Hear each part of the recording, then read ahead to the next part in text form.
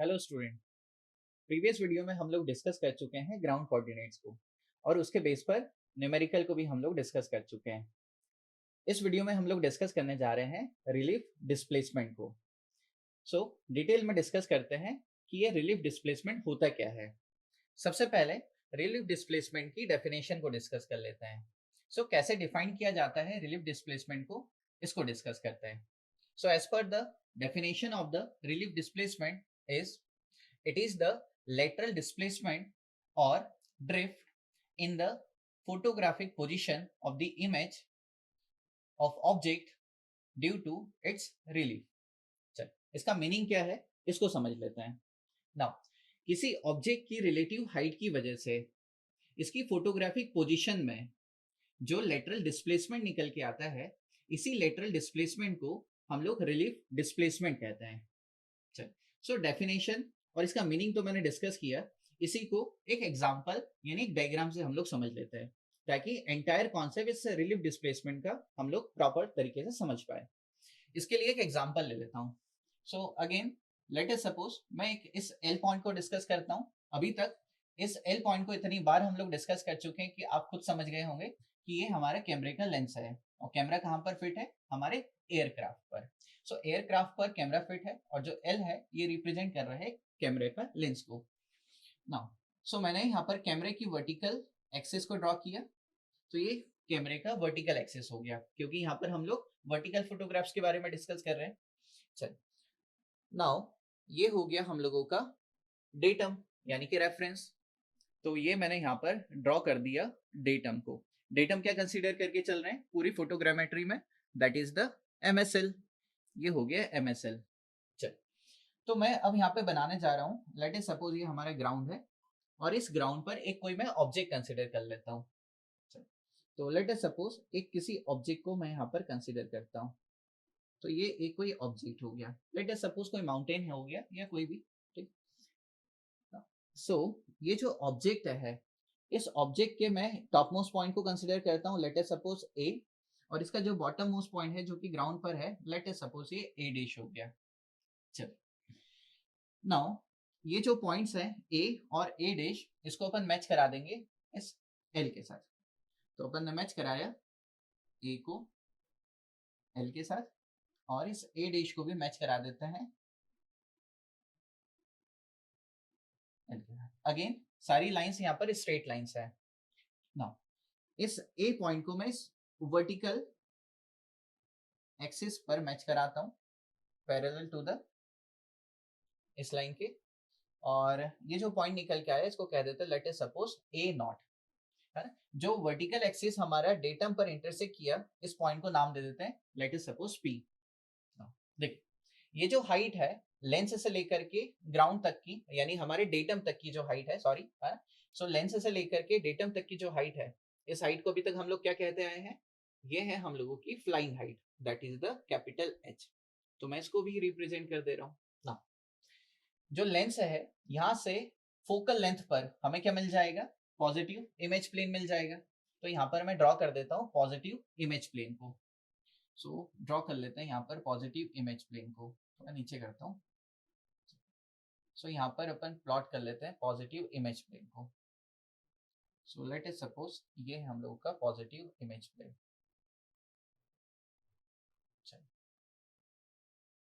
ठीक है, ये हो गया positive image plane. Positive image plane से मैं एक्स एक्सिस और वाई एक्सिस को यहाँ प्लॉट कर देता हूँ। तो ये हो गया हम लोग का एक्स एक्सिस, और यहाँ पर वाई एक्सिस भी मैं प्लॉट कर देता हूँ, और ये हो गया हमारा वाई एक्सिस। नाउ ये जो पॉजिटिव इमेज प्लेन मैंने बनाया हुआ है ये स्केल पर नहीं है, इतने अंडरस्टैंडिंग रखिएगा। तो ये हो गया पॉजिटिव इमेज प्लेन, ठीक है। तो ये हो गया एक्स एक्सिस, ये हो गया वाई एक्सिस। नाउ देखिए, ये जो लाइन है, इस लाइन के करस्पॉन्डिंग लाइन यहाँ पर ड्रॉ करता हूँ। तो ये जो लाइन है इसके करस्पॉन्डिंग, ताकि ये जो A पॉइंट है और A0 पॉइंट, A' पॉइंट है, उसको अपन इस पॉजिटिव इमेज प्लेन पर प्लॉट कर पाए। इस लाइन के पैरेलल मैंने एक यहाँ पे लाइन ड्रॉ किया, लेट अस सपोज ये लाइन निकल के आया ये, ठीक है। चल, तो सबसे पहले अपन क्या करते हैं, इस A' पॉइंट को इमेज प्लेन पर प्लॉट कर लेते हैं। देखना इस लाइन के करस्पॉन्डिंग ये गया और इस लाइन के पैरेलल ये है, यानी कि इस पॉइंट पर अपन को क्या मिल जाएगा, अपन को ये ए डैश पॉइंट मिल जाएगा, ठीक है, क्योंकि इमेज प्लेन पर है, स्मॉल ए डैश से रिप्रेजेंट कर दिया। ये जो ए पॉइंट है अपन को इस लाइन के करस्पॉन्डिंग मिल जाएगा, इस लाइन के पैरेलल इंटरसेक्शन मिलेगा, दैट इज द ए, ठीक है। और ये वाला पॉइंट तो क्या कहलाएगा, दैट इज ओ, ठीक है। हमारी ये सेंटर ऑफ कॉलिमेशन हो गया, ठीक है। चलिए अब अपन एनालिसिस करते हैं। लेट अस सपोज ए डैश से लेकर के पी तक की जो डिस्टेंस है इसको मैं रिप्रेजेंट कर रहा हूँ कैपिटल आर से, तो ये हो गया कैपिटल आर। नाउ अब यहाँ पर ये जो ए डैश और ओ है ना, क्योंकि यहीं पर मैं सारी चीजें करने लगूंगा ये हौच-पौच हो जाएगा, इसको मैं उठा करके इनलार्ज करके यहाँ दिखाता हूँ। तो ओ से लेकर के ए तक की जो लाइन है मैं उसको यहाँ पर अलग से शो कर दे रहा हूँ, ताकि हम लोग इसको प्रॉपर तरीके से एनालाइज कर पाए। तो ये पॉइंट हो गया ओ, ये वाला जो पॉइंट निकल के आ रहा है ये हो गया हमारा ए डैश पॉइंट, और ये वाला जो पॉइंट है ये हो गया पॉइंट ए, ठीक है। चलिए ओ से लेकर ए डैश तक की जो डिस्टेंस है इसको मैं कह देता हूँ let us suppose small R dash, ठीक है। ए डैश से लेकर के ए तक की जो डिस्टेंस है इसको मैं स्मॉल डी से रिप्रेजेंट कर दे रहा हूँ, है? और यहाँ पर स्मॉल आर से रिप्रेजेंट कर रहा हूँ ओ से लेकर के जो हमारा ए पॉइंट है यहाँ तक की डिस्टेंस। नाउ जो रिलीफ डिस्प्लेसमेंट है, इसमें जो रिलीफ है इसका क्या मीनिंग होता है, रिलीफ यानी कि रिलेटिव हाइट, ठीक है। नाउ सो किसी ऑब्जेक्ट की रिलेटिव हाइट, है ना, आप देखेंगे यहाँ पर तो ये जो ऑब्जेक्ट है इसका कुछ ना कुछ हाइट है, कुछ ना कुछ एलिवेशन है, तो इसकी एलिवेशन की वजह से, है ना, इसके एलिवेशन की वजह से ये जो इमेज की फोटोग्राफिक पोजीशन है इसमें ये जो ए और ए डैश है, अगर वर्टिकली हम देखेंगे तो ये दोनों पॉइंट तो मैच हो जाने चाहिए, कॉन्साइड हो जाने चाहिए, है ना, बट फोटोग्राफिक पोजीशन में इसकी हाइट की वजह से, है ना, आप देखिए तो यहाँ पे लेटरल डिस्प्लेसमेंट आ गया ए और ए डैश पॉइंट की फोटोग्राफिक पोजीशन में, और ये जो डिस्प्लेसमेंट निकल के आया जिसको मैं स्मॉल डी से रिप्रेजेंट कर रहा हूँ, इसी स्मॉल डी को हम लोग कहते हैं रिलीफ डिस्प्लेसमेंट। रिलीफ यानी कि लेटरल डिस्प्लेसमेंट, क्लियर है, नहीं सॉरी, रिलीफ यानी कि रिलेटिव हाइट, है ना। चल सो ये जो हाइट है ना, ये अभी मैंने आपको एग्जांपल यहाँ पर लिया है जिसमें जो ऑब्जेक्ट है ये ग्राउंड के ऊपर है, ये ग्राउंड के नीचे भी हो सकता है ना।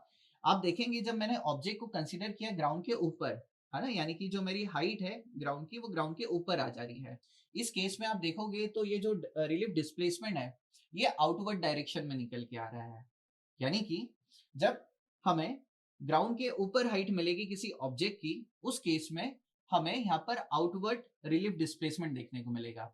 वहीं अगर यहाँ पे मान लीजिए कोई डिप्रेशन होता, यानी कि ये जो एलिवेशन है ये मैं कहाँ ग्राउंड से नीचे की तरफ मेजर कर रहा होता, उस केस में ये जो रिलीफ डिस्प्लेसमेंट है ये अपन को इनवर्ड मिलता, क्लियर है, यानी कि ये कहीं इस प्लेन में निकल के आती।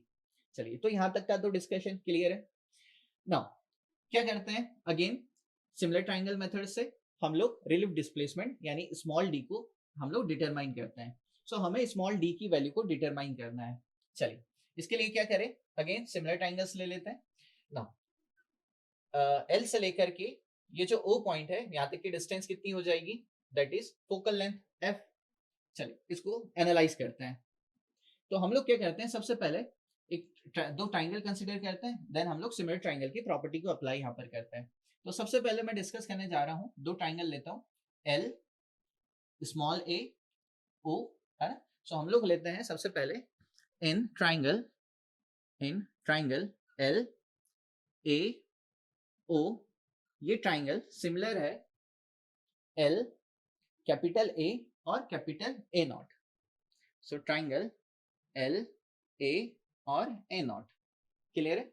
चलो सो इसमें देखिए ओ से लेकर के ए तक की डिस्टेंस कितनी है, ये है आर, तो ये हो जाएगा स्मॉल आर डिवाइड बाय, देखिए ए से लेकर के ए नॉट तक की डिस्टेंस कितनी है, ये हो जाएगी आर, तो ये हो जा रही है R capital R is equal to किसके इक्वल हो जाएगा, एल से लेकर के ओ तक की हाइट यानी कि small F divide by L से लेकर के एल नॉट तक की हाइट, ठीक है ना। इस ऑब्जेक्ट की हाइट को मैं कह देता हूं लेट अस सपोज ए। तो हमारा जो ऑब्जेक्ट पर ये जो पॉइंट ए है इसका जो एलिवेशन है late us suppose H A है, ठीक है ना। तो ये रेशियो किसके इक्वल हो जाएगा, ये हो जाएगा एफ बाय कितना हो जाएगा, h माइनस का, h मैंने मेंशन कर रखा है, h माइनस का h a। चलिए, तो यहां तक की डिस्कशन तो हम लोगों ने कर ली ना। यहां से मैं क्या निकाल लेता हूं, r इंटू एफ। तो यहां से मैं निकाल लेता हूं r इंटू एफ। चल, एक काम करता हूं, मैं इसको नीचे की तरफ ड्रॉ कर देता हूँ, ये लिख देता हूँ r into F is equal to, ये क्या हो जाएगा, स्मॉल r h माइनस का स्मॉल h a। क्लियर, इस इक्वेशन को नाम दिया इक्वेशन नंबर 1 ना। अब हम लोग अगेन दूसरे ट्राइंगल को कंसिडर कर लेते हैं, अगेन जो कि सिमिलर है। देखिए एल ए डैश ओ, ये ट्राइंगल सिमिलर होगा L capital A dash P के। सो इन ट्राइंगल एल, कौन सा ट्राइंगल लिया, L capital A dash P, ये सिमिलर ट्राइंगल होगा किसकी, सॉरी पहले मुझे ऐसा लिखना चाहिए, कैपिटल ट्राइंगल एल स्मॉल ए डैश देन ओ, ये सिमिलर है किसके, L triangle L A dash और पी के। चल, इस केस में देखिए क्या निकल के आ जाएगा, ओ से लेकर के ए तक की जो डिस्टेंस है वो उसको किससे रिप्रेजेंट कर रखा है, आर डैश से, स्मॉल आर डैश।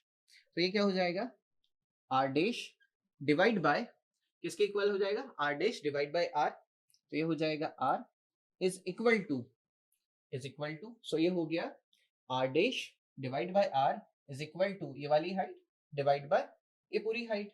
तो ये कितना हो जाएगा, एफ बाय एच।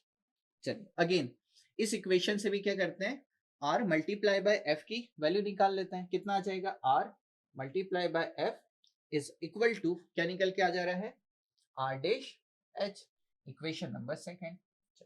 सो आप देखेंगे इक्वेशन नंबर 1 और इक्वेशन नंबर 2 दोनों में ही हमने आर एफ की वैल्यूज को कैलकुलेट कर लिया है ना, क्योंकि दोनों ही आर एफ की वैल्यूज हैं तो दोनों इक्वल होगा, तो दोनों इक्वेशन को इक्वेट करते हैं।